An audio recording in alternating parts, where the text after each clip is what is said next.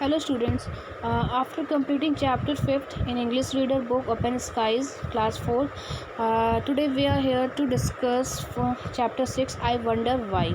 ठीक है, क्लास 4 की इंग्लिश रीडर की बुक ओपन स्काइज के चैप्टर 5th कंप्लीट करने के बाद अब हम लोग आज यहाँ पे पढ़ेंगे चैप्टर 6 आई वंडर वाई, जो कि एक पोयम है।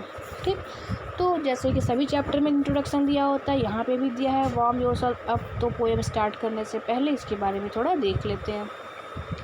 There are several wonders of nature found in the world's awe-inspiring desert, mountain region, coastal areas and forest, which delight in with their beauty. इस दुनिया में क्या है कि बहुत सारे आश्चर्य की चीज़ें जैसे कि नेचर हैं, इंस्पायरिंग, हमें जैसे नेचर में बहुत सी ऐसी चीज़ें हैं जो हमें इंस्पायर करते हैं, जैसे कि desert, mountain region, coastal areas, forest, बहुत चीज़ें हैं जिसको देख कर बहुत खुशी होती है। और the poet has express deep urge to know about certain things which the feels wonderful.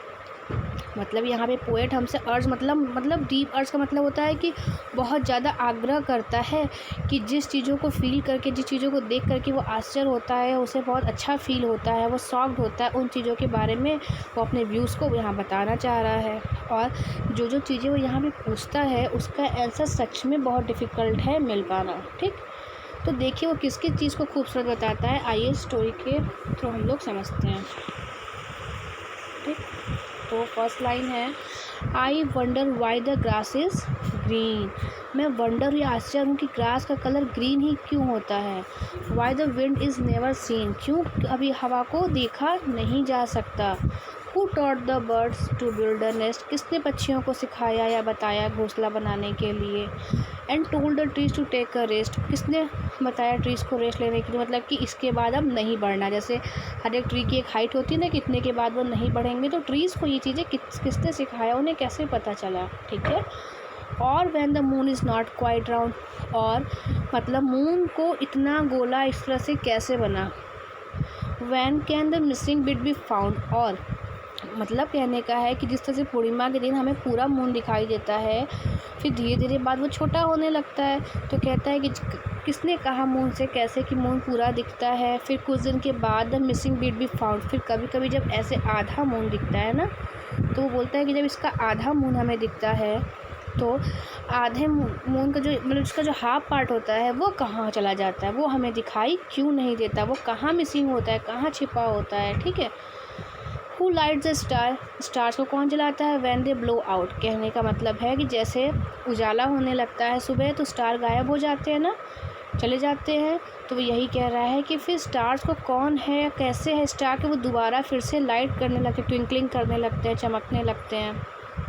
And make the lighting flash about, और ऐसा कौन इनसे कहा है करने के लिए, या क्यों करते हैं ऐसा कि धीरे धीरे रात में ये टिमटिमाने लगते हैं, मतलब ट्विंकलिंग करने लगते हैं, कहाँ से इनमें फ्लैश आ जाती है। ठीक, तो who paints the rainbow in the sky, और आसमान में जो रेनबो बनता है वो किसने पेंट किया, किसने बनाया है। And Hanks the fluffy clouds so high, और इस हल्के मुलायम क्लाउड्स को किसने इतने ऊपर हैंग किया है।